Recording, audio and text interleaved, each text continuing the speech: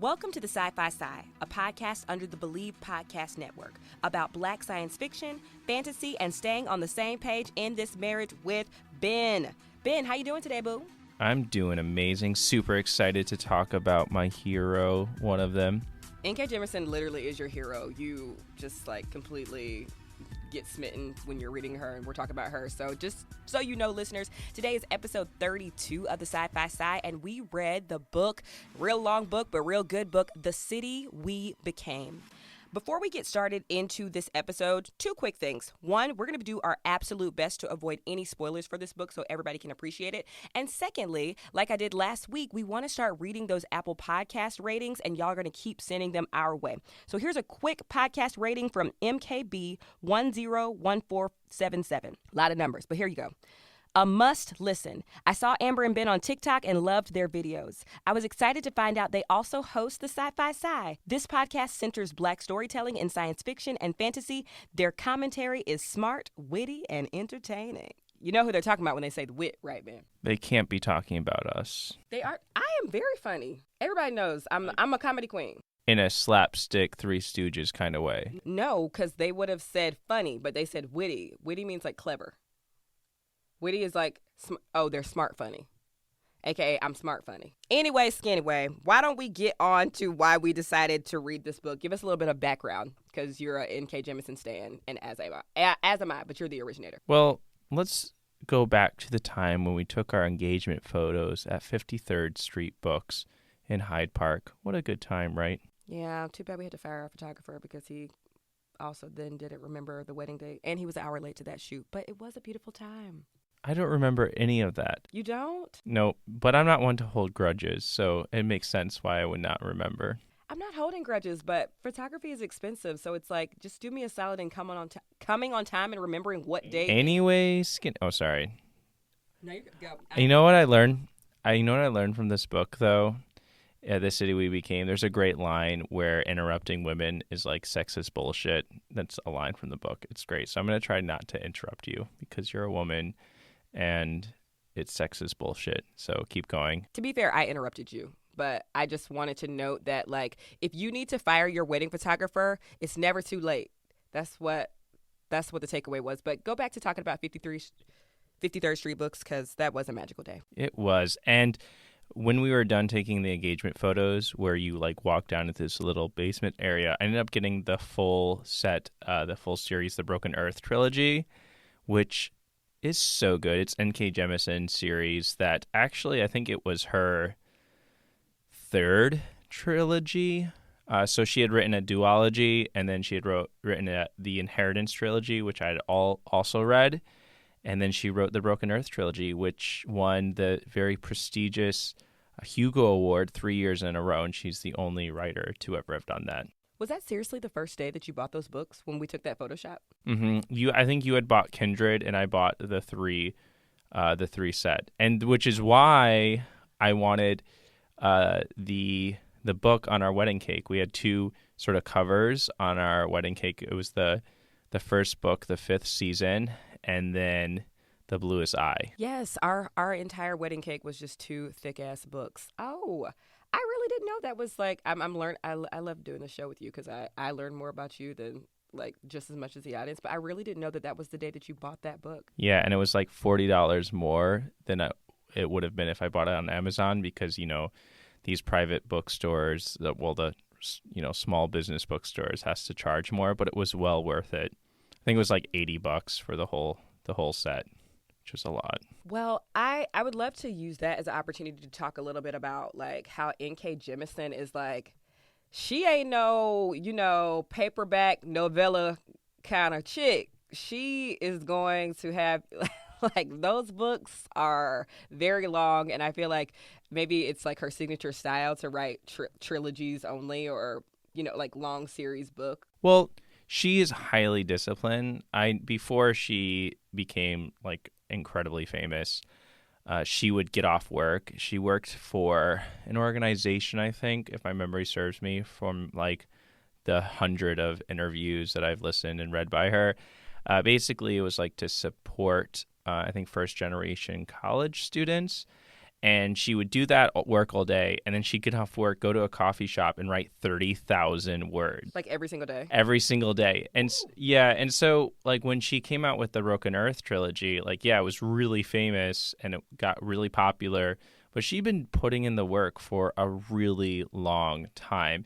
And that sort of made me think about you, because now for you, you know, getting into acting or whatever, you've been acting your whole life though, right? And so it's not like you just blew up, even though like you gained a lot of followers over very quickly over the past couple of months, or like a lot of recognition, and you're booking commercials over the past couple of months, or you know, the year, but you've been putting the work for a while. Yeah, I mean, but this is different. Like I remember, so you know, I love Samantha Irby, and I would read her text messages, anything she puts her hand on, and she just similarly is an author who like just writes every single day. So I was like, oh, I'm gonna try to be disciplined this way. So I set like a reminder in my phone to write for 15 minutes every day, and I think I did like 2 days of that. I was like, this takes a lot of discipline to like get up. Toni Morrison, same. She's like, I did my best writing at 2 a.m., 3 a.m., 4 a.m. when I had to take care of my 2 kids. Like momming started the minute they woke up. So like the fact that people can write The Bluest Eye at 2 a.m., the fact that N.K. Jemisin can get off of her full-time job and then go put in 30,000 words a day at a coffee shop is insane. And also, didn't you tell me before, let me know if we need to cut this, if this was not her, but she sort of like positions herself in these writing groups that hold each other accountable, where they like read each other's things and then they like tear each other's words up. Like, talk to me a little bit about that. Yeah, she was part of this writers group. I forgot the name of it, but you know, some well-known science fiction writers, and apparently they were like brutal and like taking each other's work apart, because that's what you need to like step up to that next level. Like a writer's room, yeah. Yeah. The other thing I wanted to talk about is in the beginning of 2020, I heard of something that I've been dying to go on ever since I heard. It's called the JoCo cruise. And the idea of going on a cruise for me has always been absolutely disgusting. Like, just nasty. People just drinking rum all day and like doing nothing and sitting around. And however, the JoCo cruise, as you can imagine, I've been on several cruises, right? And I loved them. It makes sense because you like to laze. You can't do 30,000 words a day. I'm just kidding. No, you probably can. Actually, you're kind of not kidding. I'm gonna kind of let you drag me on that. But yeah, so what's this cruise different, since you're a cruise judger? Well, when I heard about it, I think I heard about it from N.K. Jemisin's Twitter, and she was on it, you know, giving talks, and I was like, I want to go on this, and I ended up, I think it was like late February, I ended up seeing a spot that we could potentially go on, but you were working at Second City, so you're like, I can't, you know, take off at this time. And it turned out that right when the cruise ended, which is basically a science fiction nerd cruise, but it's not like a Star Trek or Star Wars cruise. It's a gaming cruise. It's filk music, which is, you know, nerd folk music. It is a science fiction book cruise. It's more, I would say it's more like intense as far as the science fiction nerddom goes. It's a cruise for nerds. Anyway, are there panels and stuff like there would be at a Comic-Con or something? I would. Well, no, Comic-Con is so about like selling shit, where this cruise is more about co-constructing new theories about this certain kind of like Ben Bova book or something. You know, it's more very specific to like science fiction. And it would be your expectation that if we went on one of these nerd cruises that I would accompany you?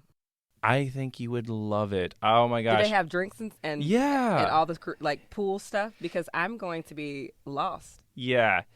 Absolutely. Like you could still drink your rum and sit on the beach or sit on the by the pool and laze, but then also like I get to go interact with nerds. It just literally, I can do that. As long as they have a buffet, I can do it. So March 2022, I actually have been looking up prices for tickets. So oh my gosh, we're gonna go. I'm so excited. Well, no, don't do anything until I literally email their staff and say like, hey, I'm Amber. This has been. We do videos.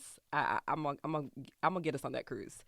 Okay. So also the other thing about this cruise is the big thing is that N.K. Jemisin was on this cruise. She was tweeting about the cruise and tweeting her interactions. It looked just like a really positive experience.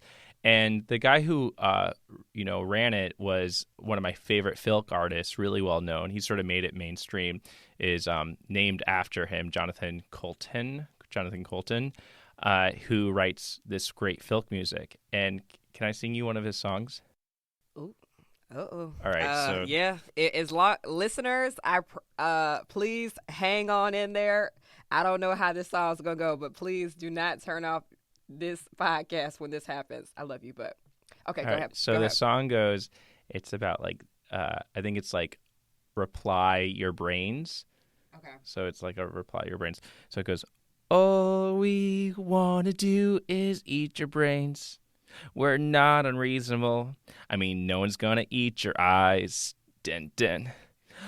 All we want to do is eat your brains.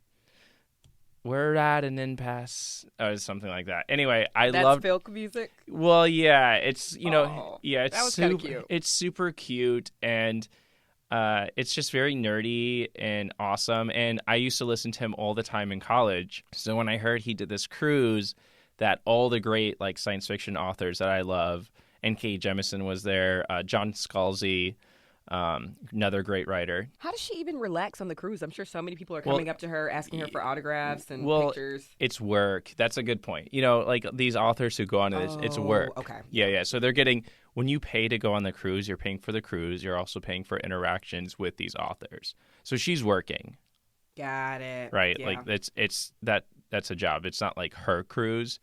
It's a work. So anyway, I really want to do that. But, talking about putting in work, it hasn't been always easy for N.K. Jemisin. And I've listened to a lot of interviews with her. Women and Children First, which is the bookstore right by our house. I know you were going to see her in person before the pandemic. And thankfully they still hosted it virtually, but that really sucks.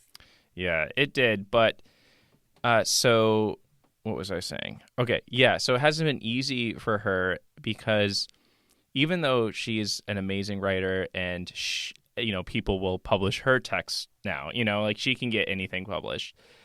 She wrote, I think, one of her first series, the Dreamblood duology, which is the only one I haven't read. I need to read that. Mm-hmm. Is sort of your standard fantasy, novel, 2 novels, and she couldn't get it published because it was. And the reason, and she's still bitter about this. 10 years ago, I read an interview with her when she came out with the Inheritance trilogy, and she talked about this experience where she couldn't get this book taking place in, I think, Egypt. It's like an Egyptian-based book, but it's all the standard beats of fantasy. She was mentioning this 10 years ago, and then when I heard her at Women and Children's First, she brought it up again. Like, this is something that still sort of, I think, was a traumatizing experience for her. And absolutely. And even with all her like fame and acknowledgement, that still is something that rejection, because she knew she was a great writer. Yeah. And now the world knows, or at least the American science fiction community knows, and the European science fiction community knows, and all the that book who's been accessible in different languages, but they when know. You know so intimately how talented and brilliant you are, and somebody's just like, no. Do you think, I'm not sure, we didn't look this up before, but do you think prior to publishing that book, like when she published that book 10 years ago, her name on the book was not N.K. Jemisin? Do you think she made it shorter to like sort of like a James Tiptree or a J.K. Rowling? Do you think she was like, I'm getting discriminated against based on my name, so I need to sort of, I might be speculating, but I'm always curious about that. I think there's a story there, and there is an answer to that question. I remember hearing an audience question once about that to her, but I can't tell you. I can't really know. But let's just let's go ahead and jump into the summary of the book. Yeah, the summary of the book. And that was great, Ben. One of the questions that I heard from one of the big overarching influences of writing this book is that someone asked her that about the rot at the core of a society, which she sort of deals with in the Broken Earth trilogy. And so an audience member asked her, what is the rot of the core at our society? And the city we became, right? Great question. An audience member asked that? Yes. Yeah. And one of the city we became is really the first full-length novel she's written that takes place in this world. Like, usually she's writing like in other worlds or other realms or a far, far, far distant future. So this is the first full-length novel where she's dealing with our present day. And she just went right in. She's like, oh, white supremacy. I was Period. like, so that's sort of what it's like, final answer, white supremacy. Well, final answer, white supremacy, which I thought was pretty brilliant. Anyway, so summary. So basically cities in this world of the novel, after growth and develop, eventually sort of select avatars and become sentient. And these avatars start representing the city. So, for example, New York City at this stage has started to develop sentience and has chosen 6 avatars, one for each borough, and then a primary avatar to unite them all and sort of, bring the will of the city to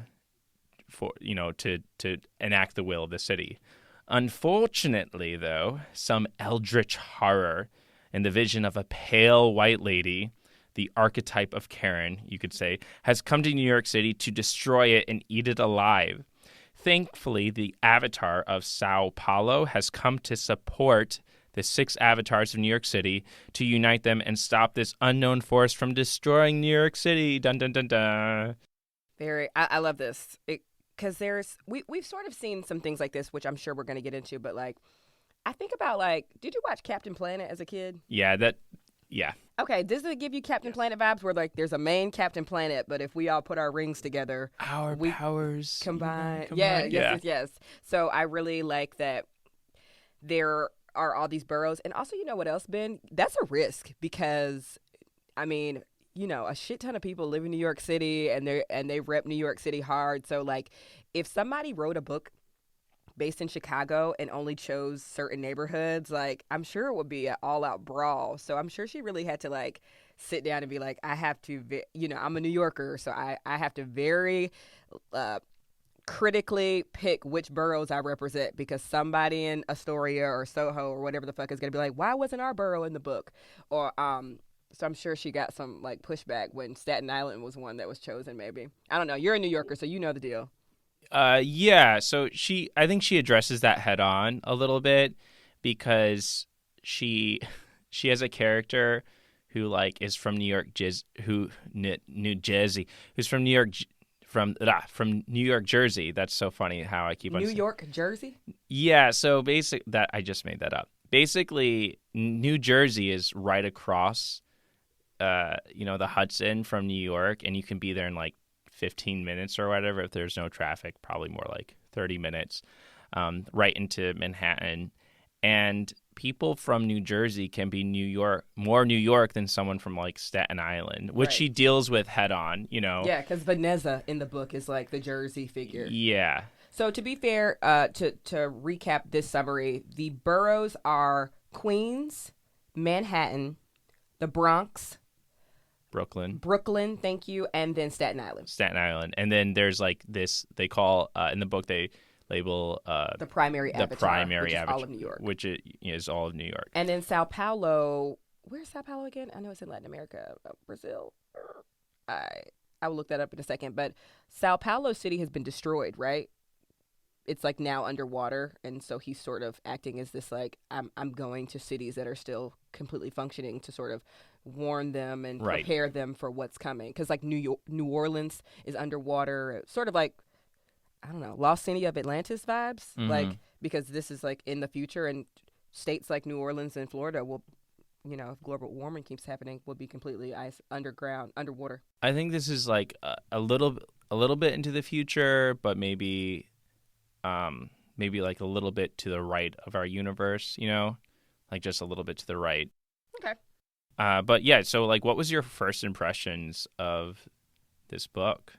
Oh, I love it. I like when I get a feel for a city in a book when I haven't been there. I really appreciate that. I also think it was a great transition because we We recently covered Men in Black International, which was a total flop, but because we just refreshed ourselves with MIB 1, 2, and 3, it was nice to sort of. It gave me better visuals as I was reading it because it was like the alien in the city. Because N.K. Jemisin brilliantly describes this, like, what Ben calls eldritch horror figure. So N.K. Jemisin has these different chapters through the eyes of those characters. So we got Each of the boroughs, you're saying. each of the boroughs.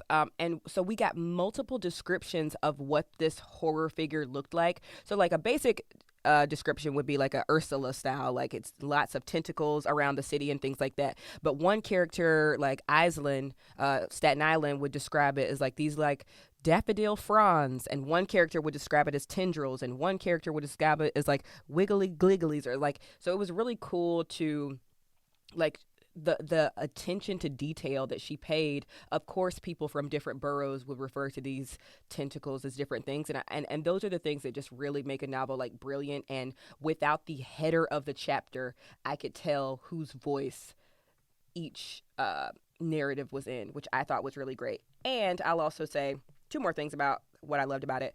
I love that we watched The Old Guard this year because it was these like immortal characters that all came together and found each other and are stronger together and are fighting this big cause together. I love stuff like that. I think really this book taught us that like group projects can work. I think that was the takeaway, because I'm from public school, so group projects are always a fail. But this book taught me group projects are like not horrible sometimes.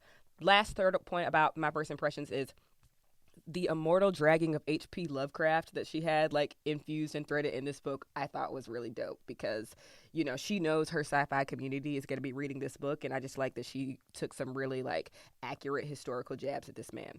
What were your first impressions? Well, I think this book is sort of part of what I'm going to call like city spec fiction, where basically I'm thinking of Unlondon by China Miéville, where there's this like mirror London with like sentient umbrellas, which is like it's a sort of a children's book, really great book. Reminded me of Neverwhere, which is the Neil Gaiman book, again, where there's this like whole underground lair of London, and it's being run by like angels and other entities. And then is Through the Looking Glass similar to that? It's like a different parallel universe. No, I wouldn't say that, because when you read Unlondon and when you read Neverwhere, you're getting this like flip side of London. It still remains its Londonness, where Through the Looking Glass or Alice in Wonderland, you're getting just a completely different world. That you would call that portal fantasy, where you're entering through like a different portal. Where this, I would say it's like mirror universe. Like Us, like Jordan Peele's Us. Yeah, like exactly. Okay, cool. And unlike Us, though, this city spec fiction is specifically about a city. And also Hellboy 2, The Golden Army is also like that, where you can put on these like glasses and you can see that, this bag lady is actually a Scottish troll or whatever, right? So there's this city that you see as a tourist, but the more you're within the city, you start to see this other flip side. And we even see that here, right? People come to Chicago and they're like, oh, let's go to the Bean. Fine, you go to the Bean. But if you really sit here and you go to Rogers Park, right, you get to go to the Leather Museum and Archives and get to look at pervertibles, which is like kitchenware that has been turned into sex toys. Like, that's the part of Chicago that you don't get to see. That's like what we would call the mirror side of Chicago. And so there's this one layer where you see it, the Sears Tower, but you stay here long enough and you start to discover other parts of it. I mean, I think it just reigns so true for a Black person to write a world where there's like, the world that most people see, and then there's another world that only a specific few people see. I'm sure like that was very intentional and crazy relatable, but we all do see two worlds. There's this one scene in like say The Last Dance with Kerry Washington talking to Julia Stiles' character, which she was sort of made to be the villain in that scene, but everybody was like, no, that's pretty right. And she was like, Sarah, look the hell around. There's two worlds. There's your world and there our world. We know different. And it was like, oh, she's being mean to her. But it's like, no, that is literally like what's happening. So to that point, N.K. Jemisin has said very explicitly that she was thinking of W.E.B. Du Bois. Oh, the double consciousness. The double consciousness, right, from the seminal The Souls of Black Folk, which I don't know why we don't have that book in our house. So I feel like we should, because I've definitely read that. I found, well, it's coming from Women and Children's First. So go ahead. We get it. Oh, yeah, get it from Women and Children First. We got like a nice hardcover. Please say what that is. Women and Children First is a feminist bookstore. I think I said it at the top of the show. Oh, I'm sorry. Yeah, it's fine. Sometimes it's like, get your books from Women and Children First. It's like, which women, which children? Yeah, it's a feminist bookshop, like one of 8 in the country. So yeah, I mean, that was sort of my first takeaway, is that there's this side of the city that a tourist will see, but there's this other part where you can only see if you sort of in it. And you know what? So last night, like after I was like binging this book, getting it done, finishing it, I was getting a little distracted, so I head over to Big Chicks, which is the bar right around our house. It's an art bar, by the way, which I didn't realize. It didn't really register to me until I walked over there. But I'm walking over there, and I like look over, and I see like Sean's restaurant, which is like the Pakistani Indian restaurant where the samosas during Ramadan after sundown are like the best in the entire city. And they'd be mad as hell that you order them too. They're like, "Why are you ordering samosas this late at night?" It's like, that's how you know it's gonna be good. Yeah, and people mad to take your order. They're also mad if you're ordering in English, right? Because it's like where all the cabbies hang out, right? So it's the food there is so good, and you're just seeing this other part of the city when you walk by it. And I'm walking down the street, and I look to the left, and there's these like old brownstones. And in the book, The City We Became, she mentions how like brownstones are a big part of Brooklyn. And I'm looking at these brownstones, and I start to think like, do these brownstones have a soul? Like, what is the soul of this like Edgewater neighborhood that we live in? And then I walk into Big Chicks, and I look around, and I see a Millennier, an original Millennier. And for those who don't know, Millennier is this obscene photographer of the 20th century. Like he would do weird shit. Like there was a legend that he would varnish his paintings with his semen. And the picture I was sitting next to is he had like manipulated the image. It's called like the petite vampire, Le Petit Vampire.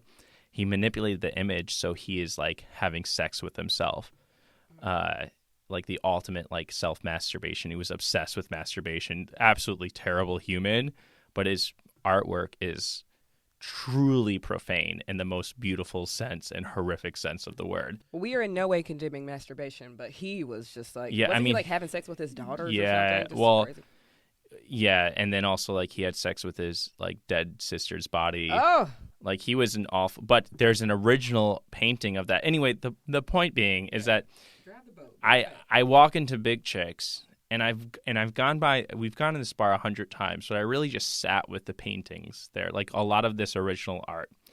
And the owner is a collector; she trades them out. And I was just sort of amazed that there's this other level to our city of Chicago, in the same way that there's this other level to our city, to New York City, the city we became. Also, another place I thought you were going with that point, there's a character in the story who is basically possessed by this like tendrilled Ursula style figure, and it's this like white guy with like she calls him like Strawberry Man Bun. This white guy who's trying to get his art put up in this the Bronx like art center, which is strictly there to promote like black and brown art, and this guy's created like what we'll call slasher art coming off of the Them episode. It's just like depictions of like black pain and trauma of marginalized groups, and trying to get it hung in the center. And Branca, who's the art director, is like, no, like get the fuck out of here. So he goes on this big like, this is reverse racism campaign. Obviously he's being possessed by this evil spirit, but I could imagine that creator that you just talked about being like, why don't you hang this? Like, this is my art. It's like, you don't get entitled to hang your shitty art in here just because, like, for shock factor and to traumatize people. Well, yeah, and sort of let's get into the themes. We've talked a little bit about double consciousness, but I want to talk a little bit about what you brought up. Is there's this whole theme of like whom represents the city, right? For some reason, the city has chosen its avatars for specific reasons. And I don't want to, give all those reasons away, but there's this great scene where Strawberry Man Bun, which is the name of the character, is like, hey, why won't you hang up my art? I'm actually from the Bronx. And he's there with like his like white people collective. And they're all saying like, we live in the Bronx. We're an art collective. And one of them was like, I even grew up here. And at one point, Bronca, who is the avatar of the Bronx, her response to that is like, oh, you probably, grew up in, freaking, I think she's like, oh, you grew up in Riverdale, which is like far north Bronx. It's right on the Hudson, right across from like Van Cortlandt Park. A little bit south is like Fordham University. It's just really, really nice. And I started to think about here in Chicago, you go to like, I'm from Chicago. It's like, bitch, you live in Evanston. Well, not only that, because Riverdale is part of New York City, but I'm thinking a mirror to that would be Hyde Park. Like you grew up in a Kenwood mansion. Yeah, you go to the lab school. Well, no, you didn't live in that Hyde Park. I'm talking about the Kenwood mansions. You live in Kenwood mansions, a block from like Obama's house. You never have to ride the bus. The L doesn't even go through there, and you go through to the Chicago Lab School. Like you never, that. How can you say you're like from? If you meet Chicago people outside the city, and then you say like, I'm from Hyde Park, which obviously, I'm from Georgia. You're from New York, but when Chicago to Chicago people go toe to toe in other cities, they're like, Hyde Park, like you ain't real Chicago. Like that is definitely a debate. Yeah, and exactly, and that's sort of something that she addresses head on. Is like, they're technically Riverdale is part of the city, but what is truly representative of the city? And at one level, right, she gets these 5 characters, and they're all, variously representative. But I thought what I found so interesting was that there is a tertiary character who's like born in Riverdale, grew up there, but he's less New York than one of the avatar of Queens, Padmini, who has only lived a third of her life in New York City, I think, at one point. And except Padmini embodies New York City as like this incredible place of like bringing your culture into it, of sort of passing through. And I thought that was such a powerful image. And she deals with that throughout the book. Right. Well, I mean, because that struggle is so unique to the New York experience, or to any, major inner city U.S. city here. I really think that N.K. Jemisin like addressed those themes of gentrification very well, and it's interesting because I'm not sure if you've seen like a lot of those TikTok videos where Black people will like march through Harlem being like, Black people used to live here, Black people, as like interrupting these white people who are brunching now because they're like, yeah, I just bought my new house in Sobro, which is like South Bronx, and people are like, you are here because people had to be pushed out, and you're just like enjoying your brunch. Meanwhile, people are like displaced from their homes, and I think this book did a really delicate dance with that.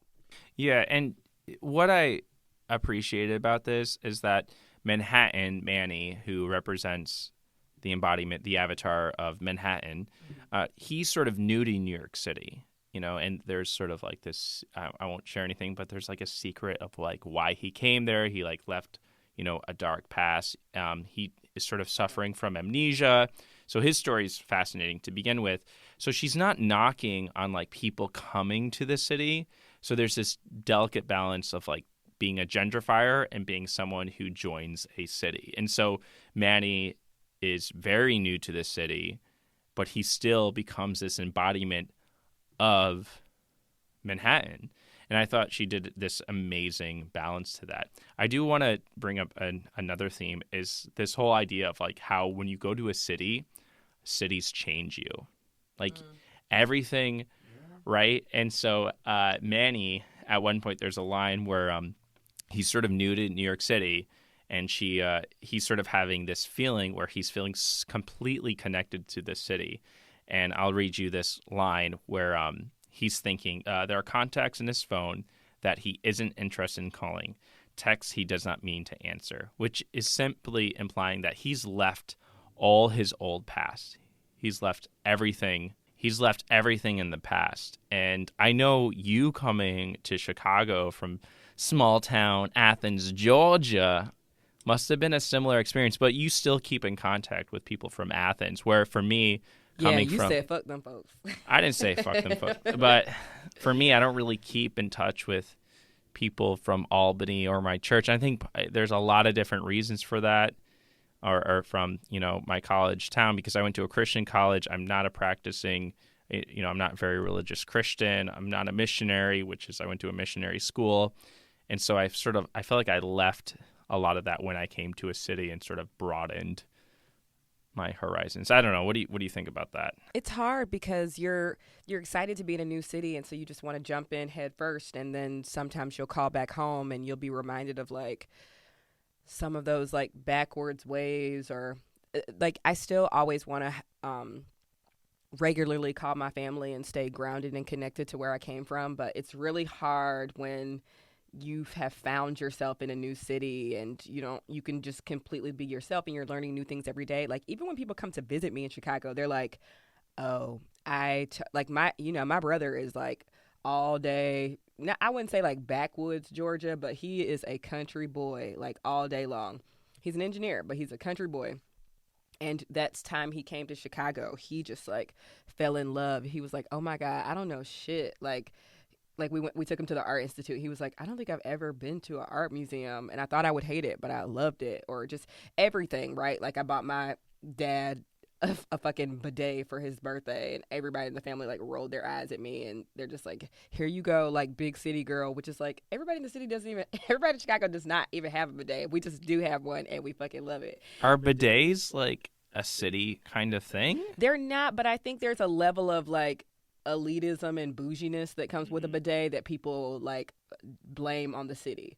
But obviously my dad fucking loves that bidet now. But it's just stuff like that. Like I'll buy my parents things and gifts and experiences that they're like, we don't want to go to a Michelin star restaurant. Like we'll go to wherever around the corner, which is like, we'll go to Red Lobster or right. something. And I'm like, no, either we're going to go to Harold's Chicken, or I'm going to take you to a really nice, like there are no Michelin restaurants in my hometown, obvi.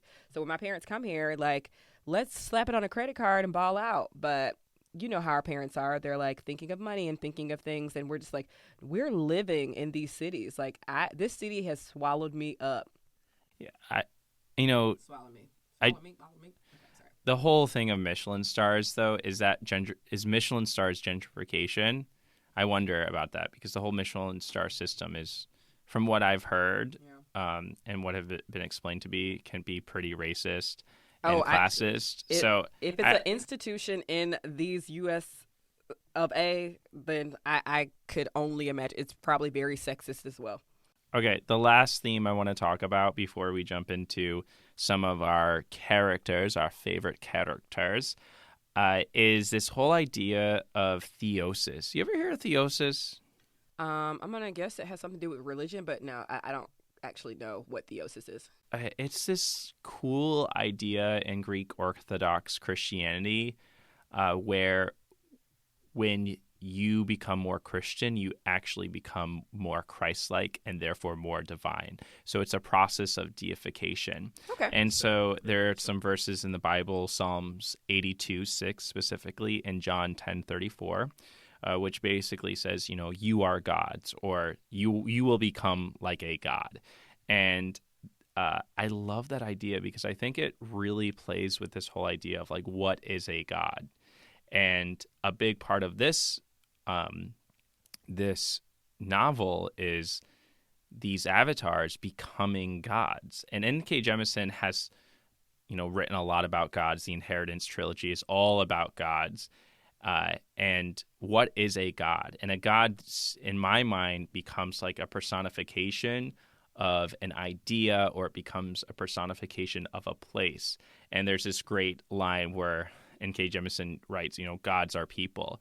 And she references, the understanding of gods in China. Like there's a god of a wall, or like the way people understand gods in India. It's not this Christian idea of a god. Or it's not this like singular, what is it, like monotheism. Monotheism, yeah. Right. It's not monotheistic. Or the understanding of a god is just very, very different. And she's sort of playing with that idea in here, which I love, like how gods are not this all-powerful beings, but they're representatives of a specific kind of thing. And Terry Pratchett does a lot in his Discworld series with that.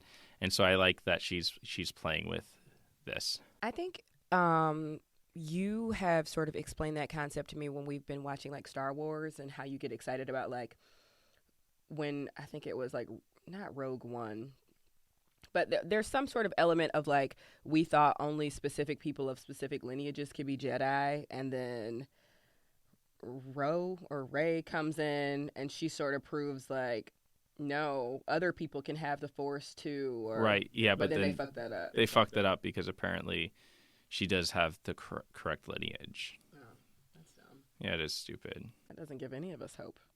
But N.K. Jemisin did. Wait, yeah, can you explain that? I'm not really following your through line on that. So the through line is that I think N.K. Jemisin like showed in this book that anybody could be a city god. Like anybody who is embodying the city and embodying the culture can be a city god. Whereas in the past we've been taught like people of certain lineages and certain royalty and certain bloodlines are the only ones who are allowed to rule and have power. And so when it came to like Jedi talk, I don't know, that's your lane. But you were excited that one of these Star Wars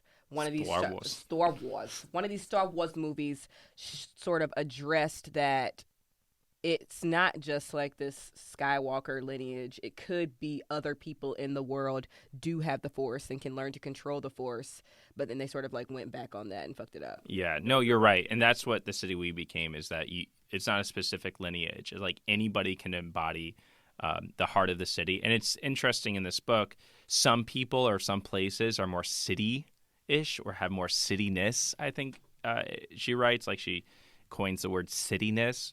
And I love that idea. Let's go ahead and get into characters. So, all right, I love personification of these like burrows. I love personification of inanimate objects, and one of my favorite shows right now is called Doom Patrol on HBO, and there's a character on that show called Danny the Street, which is like a gender-neutral street that provides like a safe haven for folks who have been abused and hurt. And so there's like trans folk who show up and queer folk, and anybody, like people with mental illness, are able to go to Danny the Street. And Danny the Street goes by they, them pronouns. And the way Danny the Street communicates is on like billboards, like manipulating letters. And Danny is like a true character. They're an actual character in the show, and it's so cool. And not like a tertiary character. No, not. That's I mean, great. Yeah, it's just really. But there's no. I mean, Danny the Street. There's no face, right? But there's no face. But the character is alive in the yeah, story. Yeah. Danny is literally a street. Oh, and okay. So you like walk down Danny, and then you see, what is that movie theater? Moniker. Yeah, you see that, and the way Danny communicates is like the letters on that change, or the street signs will like switch. Oh, that's cool. And so the physical body of Danny is the actual street, and so Danny will like have stores that are open for people to come in, and the street sort of just shows up out of nowhere. Yeah. Like just pops around different places. So you'll be walking in the middle of a cornfield, and then you walk onto Danny the Street. Oh, that's really awesome. Right? And so I love that idea, and I feel like the city we became sort of develops that idea, because the city is, right? The city has its avatars, but the city is still the city and is still a character in and of itself. I like that. There was this, on a completely separate, related but not as serious note, there was this like trend, maybe it started on TikTok, where people would be like, if Wrigleyville was a person, and obviously it would show some like Broy or whatever, or it's like if Schaumburg was a person. And so what do their avatars look right? You already know. It would be like if Streeterville was a person. I mean, obviously, in most cases, it was meant to make fun of people, but like, or even in Chicago, it's like if Out West was a person, because like there's always this like West Side versus South Side Chicago beef. So I really love when people are like, this is like, this person just truly embodies like West Philly. Like you're so You're so rich, like, and you feel that when you meet those people. Like sometimes those people are like Uber drivers. I love talking to an Uber driver that just knows their city so well, and they're like, I don't need this freaking GPS to go down Lower Wacker. Like, it's technically not Uber drivers, it's cab drivers. But Thank you for that correction. I had my hand up for that. Because Uber drivers, they don't know Uber drivers what don't know what the fuck they're doing. But sometimes I just love hailing a cab and hopping in, and they're like, "Where do you want to go?" And I'm like, "Foster and Sheridan." And I'm south, I'm west, and they're like, "I got you." And they know Pilsen, and they know Logan Square, and they just know their city. I love interacting with people like that. And there is a cab driver in the city we became who sort of knows the city really well in that respect. Oh yes, I forgot her name, but she shows up in this like old school cab earlier in the book, like within the first 10-20 pages. Yes, where she's like, "You want to take the FDR to where?" Like, that's not gonna work. Like, I love when people are like, "No, motherfucker, I know this city, no GPS. I can get you there." Okay, I have to ask you because there's a character, Bronca, the Avatar of the Bronx. She is 70 years old and is like a Stonewall, veteran, has been part of this women's artist collective. But when I was reading this, I was like, when was the last time I read a book about a badass woman? And she's Lenape, indigenous. And, yeah, in her 70s. And she's a lesbian. I just haven't. Like, what about? Oh, you said Stonewall. Yeah. Yeah. I was like, Bronca is. You know how you try to cast characters in your head if this is a whatever. So Bronca for me just started as Candy Muse, and then slowly, obviously, like, well, Candy's not 70 or a woman or whatever, but that sort of like swagger and attitude is very Candy Muse from Drag Race. But eventually, I sort of got around to like a N.K. Jemisin type figure in my head, or like a Whoopi Goldberg figure. I know that she's not black, but these older women, they're like, I am not moving. Like, I know what the fuck is up. Or even at one point in the book, she had been sort of like doxxed because this like reverse racism, vigilantes on the internet are like, if she doesn't hang our art, like, we'll bomb her home or whatever. They're like bullying her, harassing her. And she's like, Try not to give too many spoilers, but right. I think. And she's like, I don't give a fuck. Like, I'm standing like 10 toes down in what I believe. Like, this is my city, this is my block, this is my hood, and I really fuck with Bronca. Yeah, Bronca is absolutely the best. I think we got to talk about one of my favorite scenes.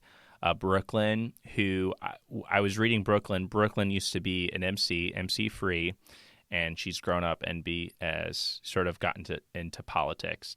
And at one point, in the book, and N.K. Jemisin has come, out saying, MC Free, aka Brooklyn, is a complete inspiration of MC Lyte. Mm-hmm. And I verified that because I was reading this. I'm like, this sounds so familiar. But at one point, the way Brooklyn like fights this Lovecraftian horror that's sort of haunting New York City is by like spitting rhymes, and which I just thought was the best. Mm-hmm. And I it was great. And so N.K. Jemisin wrote those lines. There's something about like composting in there. Great whole thing. But she actually gave it to one of her friends to like proofread and be like, can you make sure I'm like rapping correctly? Yes, because you get clocked real quick out here. But I like Brooklyn, aka MC Free, in the story because I think it does a delicate job. So I'm not going to spoil this part, but there's nothing to spoil.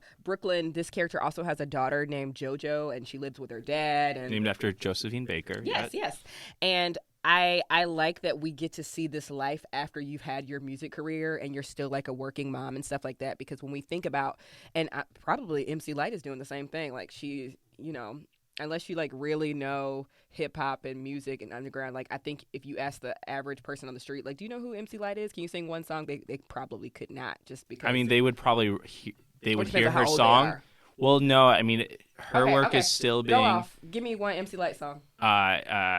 What is it? It's sampled. So if you heard it, like her music has been sampled over and over. I can't name the song. Right. But if I heard it, I'd be like, oh, because I was listening to it yesterday. I'm like, okay, yeah, I've heard this sample for before. The show you were, but yeah. I'm saying I think the average person might actually recognize some some of her beats. Or No, for sure. No, she's legendary, but like it's but we can't name them. You're right. right, or it's when like the guy from Family Matters or whatever, like or from the Cosby Show, you see him working at Trader Joe's. It's like when all of this fame is over with, I have to just find a job and go back to the grind. And like if you're not an A-lister, that's sort of like how it goes. And so I think the book did a great job of showing like the working man's burden after they're in the limelight. You want to get into some size? Because there's only like one big one for me. Yeah. I don't really have any size. I love this book. I love all of it. N.K. Jemisin. It's a long book, over 400 pages. Ooh, yes. But actually, I read this book, I think, almost as quickly as I read The Fifth Season, which is my favorite book of her. And it's fantastic. I mean, she does a lot of like fun narrative tricks. N.K. Jemisin is known for doing these like narrative twists. Oh my gosh, like the stuff in the back of the book. Remember when people were like calling to complain? Right. Yes. So, yes. If you open the back of the Inheritance trilogy. Oh, that was. Oh, yes. Yeah. So N.K. Jemisin does a lot of really fun stuff with books. But yeah, if you open the back of the book, there's like all this drawing and stuff on it. That's her drawing as one of the characters. But libraries were complaining like, there's somebody that wrote in the back of this book, like we need new copies. She's like, no, that's supposed to be there. Yeah. So in the Inheritance trilogy, she creates a trickster god. And she has all this like language. So there's a very long glossary at the end of each of these novels. And at the final novel, the trickster god, in this meta sense, has gone back to the glossary and has like fucked with it and like crossed out names of characters that the trickster god hated.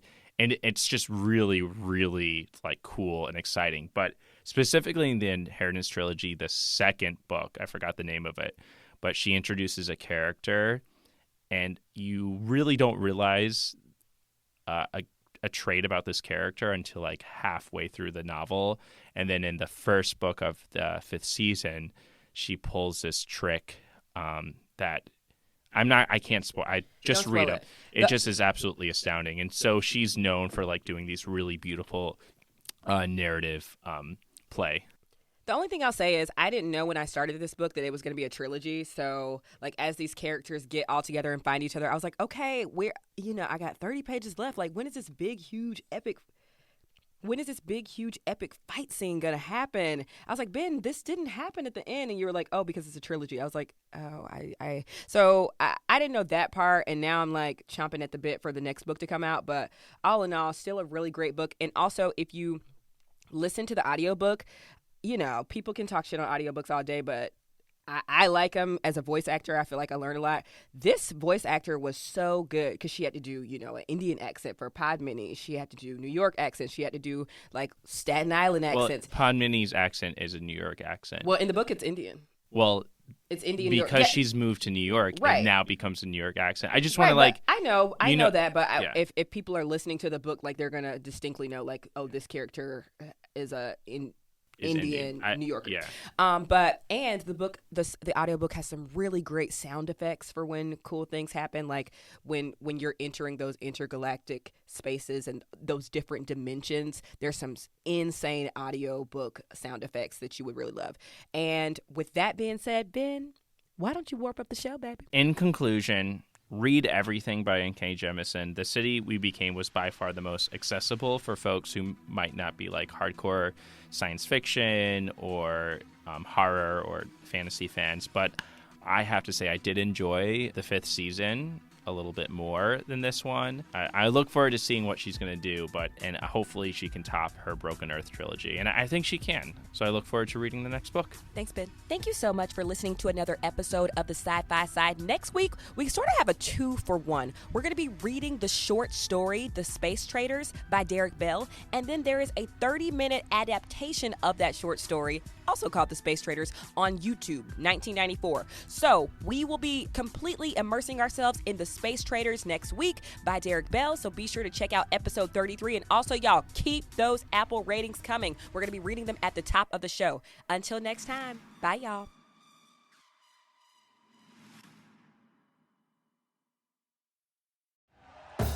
Thank you for listening to Believe. You can show support to your host by subscribing to the show and giving us a 5-star rating on your preferred platform. Check us out at Believe.com and search for BLEAV on YouTube. What is up, Astros fans? This is Jeff Balke and my partner, former Astro Jeff Blum from the Believe in Astros podcast to tell you baseball is back, and we've got your world champion Houston Astros covered. Every week we go inside the clubhouse, break down the games, discuss the players, and give you everything you need to know about the Houston Astros baseball organization with special guests and a few surprises all summer and into the postseason. So tune in to the Believe in Astros podcast. That's BLEAV on Apple, Spotify, YouTube, and everywhere you get your podcasts. Go Astros.